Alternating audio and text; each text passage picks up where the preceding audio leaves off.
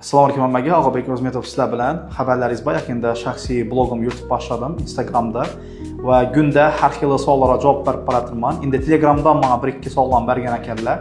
Telegramdagi blogimdan shu savollarga javob berib o'tacakman. Birinchi savol. D degan odamman shunday savol yapti. Assalomu alaykum. Is it better to focus on 4 skills at the same time or to develop each one separately?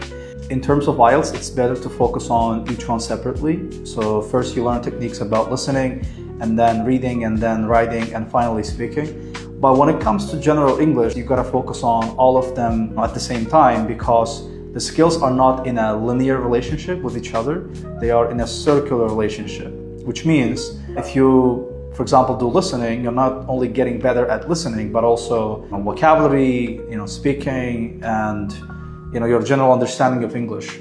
Okay, keyingi savolimiz Shahzoddan kelibdi. O'zim o'quvchim, universitetda o'qitganman.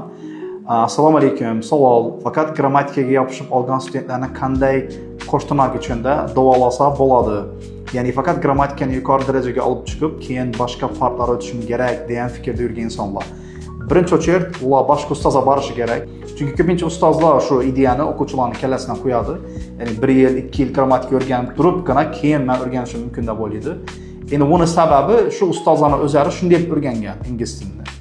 Shaxsan men ham shunday o'rganganman, lekin men boshqa grammatikani, keyin umumiy ingliz tilini oshirgan vaqtimda как будто bir narsani 2 marta takrorlagandek bo'lganman.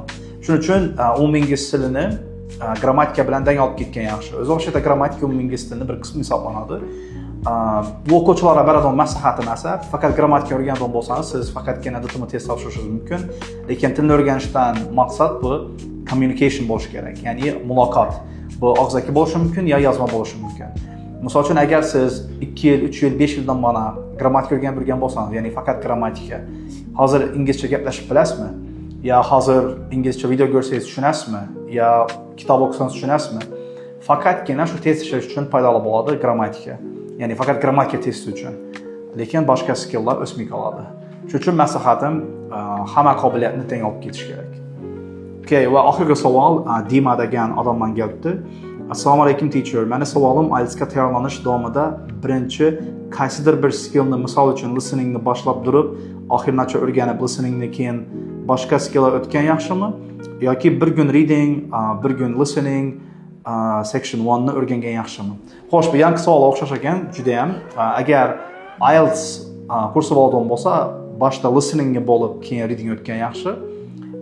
Agar umumiy ingliz tili bo'lgan bo'lsa, ham aytganimdek, hamma qobiliyatni dengiga ketgan yaxshi. Chunki bir qobiliyatni ustida ishlash boshqa qobiliyatni ham o'sishini olib keladi.